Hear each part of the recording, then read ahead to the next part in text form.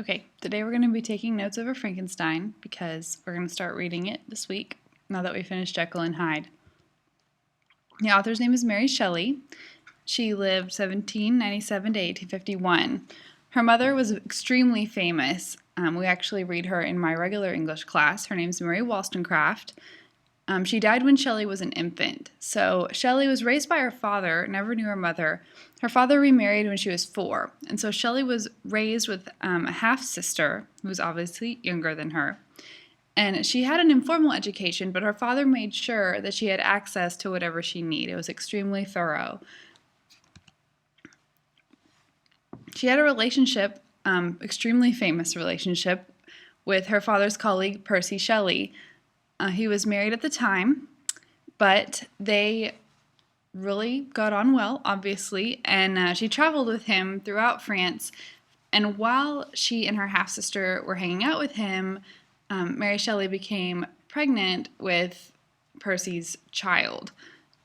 When they got back to England, you'll remember this is even before Oscar Wilde, and so things like affairs and homosexuality and any sort of sexual deviance from the norm was really looked down upon by society. And so when Mary and Percy got back to England, they were ostracized. They were not allowed into civilized society. The child was actually premature and ended up dying. They were finally able to marry when Percy Shelley's wife committed suicide. Very sad. Their relationship, Mary and Percy's, was extremely scandalous but very famous. And Mary Shelley spent some time in 1816. She was only, 19 years old, in Geneva, Switzerland, with Percy Shelley, Lord Byron, and some others. Now, Lord Byron is another famous poet. Percy Shelley is a famous poet. And so we have all these great minds together just hanging out in Europe. Sort of a dream come true for any nerd English person. And so here, while hanging out in Switzerland, Mary Shelley was inspired and thought of Frankenstein, her now famous novel. After that, the Shelleys went to Italy. Their second and third child died, but their fourth child did survive, and that was their only surviving heir. In 1822, Percy's boat capsized and he drowned. Lord Byron, or somebody, Keats, I don't know who, wrote a very moving elegy for Percy Shelley because he died too early, much like Keats. It's very sad. So at that time, Mary really committed herself to being an excellent mother and also to being a full-time writer, which we're very glad that she did. Well, you may not be. I am, though. The title of Frankenstein is actually longer. You remember, some of you noticed that I called it Dr. Jekyll and Mr. Hyde, but the full title was The Strange Case of Dr. Jekyll and Mr. Hyde. The full title of Frankenstein is Frankenstein or the Modern Prometheus. Prometheus is from Greco-Roman mythology. Some of you really enjoy that. And right now I want you to pause the video, and I'm going to put a link below the video, and I want you to take notes over who Prometheus is, what he did, and why this book would be called The Modern Prometheus. So pause the video, click on the link below the video. It may be in the comments, or it may be in the description, but it's going to be down there. So click on it, and just pause it. Okay. So Frankenstein, the setting. The beginning is a sailor captain prepping for a sea journey to the Arctic. We don't actually even meet Frankenstein or hear about him until like the second or third chapter of the book. He's not even introduced straight away. The book also goes we'll talk about narrators in a minute, but it also goes back and forth between Geneva, Switzerland, where Mary Shelley was inspired to write the book, and Ingolstadt, Germany. Someone from Geneva is called Genovese. So when you hit that word in the book, Genovese, and you don't know what it means, here it is. It's a person from Geneva. And Ingolstadt, another setting in the book, which is in Germany, it's a real place, Ingolstadt University. So just know that these places in the story are real places, some of which Mary Shelley actually visited. Here's a map for you. This is kind of Central Europe here. We have France on this side, England, as you can see, my lovely handwriting. We have Hamlet having happened up here in Denmark, if you'll recall, where Prince Hamlet met his untimely end. And also, down here is Switzerland, right above Italy, where the Shelleys stayed for a while, and also where much of Frankenstein is set. And then Germany, where Frankenstein went to college at Ingolstadt University. So this format of Frankenstein is circular. It begins towards the end, not quite at the end, because I don't want to tell you everything at the beginning, but then it jumps back to the beginning. There's flashback, and there's two narrators. The ship captain that I already mentioned, his name is Robert Walton, and the first 4 chapters of the book, he's narrating these letters to his sister, and she lives back home, and the ship captain is preoccupied with wanting to go to the Arctic. It's quite unexplored at the time that the novel is set, and he wants to take a ship up there and look around. It's been a boyhood dream of his. And part of the way through his journey, he meets Victor Frankenstein. And eventually, Frankenstein is persuaded to narrate his life story to Walton. And that is where, in chapter 1, Frankenstein begins discussing his life in Geneva and going to Ingolstadt University. So at the beginning, the first 4 letters are from Robert Walton, and then chapters 1 through the end are Frankenstein's narration. You'll notice a similarity here between Frankenstein and Jekyll and Hyde. Jekyll and Hyde came after Frankenstein, so you need to remember that. We read it first, but it's Frankenstein influencing the books that came after.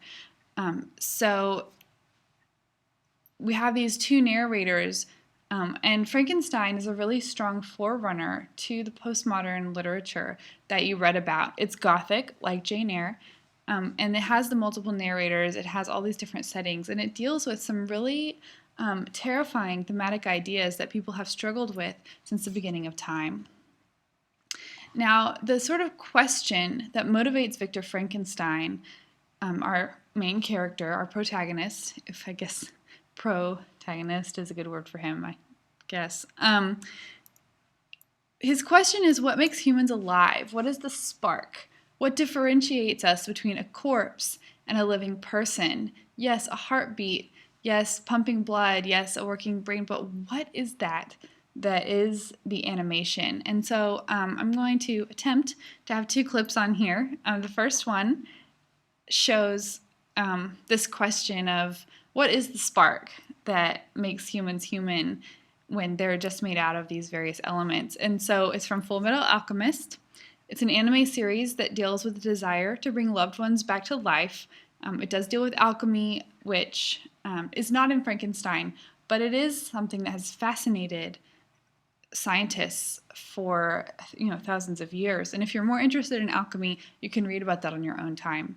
The second clip is from Watchmen, which is a movie that came out several years ago, and this clip features Dr. Manhattan. He's the glowing blue guy in the video, and he's lost touch with the human experience, and he can't understand the difference between a dead person and a living person. Humans are insignificant to him, and he doesn't understand why it's such a big deal that humans are living versus dead. Okay, so here's the clip from Full Metal Alchemist. It's going to be really quiet. I'm going to be quiet, and we're going to try to make sure you can hear it.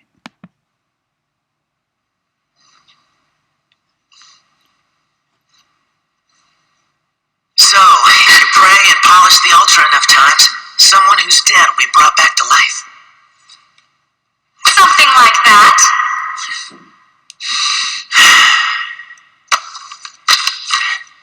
Water, 35 liters. Carbon, 20 kilograms. Ammonia, 4 liters. Lime, 1.5 kilograms. Phosphorus, 800 grams. Salt, 250 grams. Saltpeter, 100 grams. Sulfur, 80 grams. Fluorine, 7.5. Iron, 5. Silicon, 3 grams. And trace amounts of 15 other elements. What's that? It's all the ingredients of the average adult human body, down to the last specks of protein in your eyelashes. And even though science has given us the entire physical breakdown, there's never been a successful attempt at bringing a human to life. There's still something missing, something scientists haven't been able to find in centuries of research. So, All right, so Ed's question there, he doesn't ask a question, but he says to this girl, that human bodies are made up of all of these pieces, but still, in all of our research, all of our science, we haven't been able to solve this mystery of what it makes a human alive. Now, the next clip, let me have a little warning here. This is like when you're at the movie theater. This clip contains graphic violence. If you've seen Watchmen, you know what I'm talking about. But look away during the second clip if you don't do well with violence, and just listen to the dialogue. Listen to Dr. Manhattan's words and his feelings toward humans, and see how they align with Edward's from the previous clip.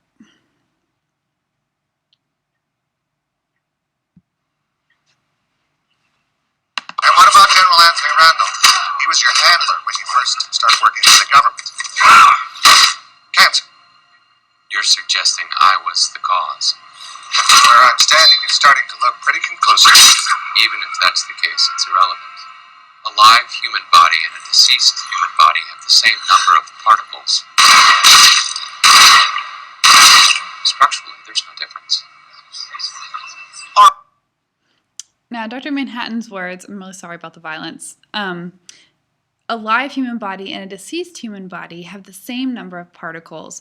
And it's the same idea that Edward was just telling us, where it has so many grams of salt, so many grams of phosphorus, so many grams of this or that, but what makes a human alive?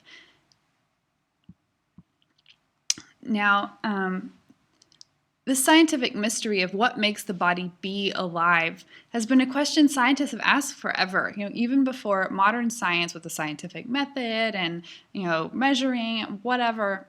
I'm not a science teacher.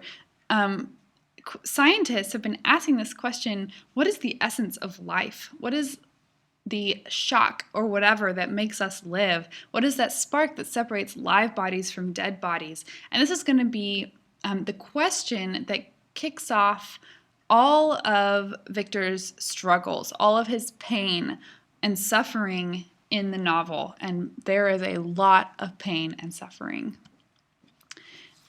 We also have the same thematic elements carried over into Jekyll and Hyde from Frankenstein. We have the creator versus the created. Now, Mary Shelley does this a little better, I think, than Robert Louis Stevenson, my personal opinion. She uses this major allusion to the Garden of Eden, the story that most of us know about Adam and Eve having been created by God and the fall of man.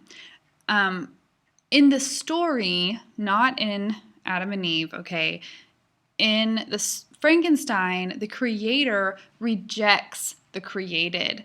The created longs to be loved, okay? Victor creates this monster, and it's not what he wants it to be, and so he rejects it. He leaves it to suffer and survive, and this monster is imperfect, and Victor cannot love it. Now, yes, God does reject Adam and Eve from the Garden of Eden, but he loves them despite their imperfections. However, Victor cannot love the creature because man is insufficiently merciful to be God. Though man tries to be God, as we discussed in Jekyll and Hyde, man does not have the mercy or the patience or the vast understanding of the universe to be God. And there's this interesting thing that people often mistakenly call the monster Frankenstein. People say, oh, I'm going to see Frankenstein, and they're talking about the monster. A lot of people don't even know that Victor is actually the person named Frankenstein. So it's interesting that people call him the monster when it's actually the creator of the monster who is called that name. Now, I'm not sure Mary Shelley intended for that to happen, for that transfer of names to happen in pop culture, but it's interesting to think of this idea as man as the monster, the name of the man being transferred through the monster to the monster through the actual ignorance of the reader, the non-reader, I guess. I don't know if that made any sense, but it's an interesting thing to think about. Other thematic elements are the dangers of science, right? Just because you can doesn't mean you should. We've talked about this with Jekyll and Hyde. These scientific heresies, playing God, wanting to be the creator, wanting to be God himself, but man is imperfect and can't achieve that through science or anything else. There's also this need for the balance of work and life. It sounds kind of insignificant compared to the previous few like universal science mystery questions, but Victor becomes obsessive about his work. He can't see the danger until he's gone too far, until he's made the monster and it's alive and looking at him and he rejects it. He puts not only himself in danger, but others too. He becomes so self-centered, thinking, I can do this, that he doesn't stop to think, should I do this? And it costs him heavily, as you'll see in the story. Now, as you read, you're going to note where you see these thematic elements cropping up, this desire to play God, this obsession with the mystery of what makes life life. You're going to either want to write these down on C notes where you see the thematic elements, page numbers, whatever. Note them in your digital copy and that'll index them for you so you can find them easily, because you will be writing an extended analysis of Frankenstein, around 4 pages to 6 pages. So you really want to start prepping for that at the beginning. Frankenstein is kind of long. So as you read, you're going to want to write down these moments where you see the thematic elements occurring. So that's it for the Frankenstein Notes. I hope you enjoyed it as much as I did.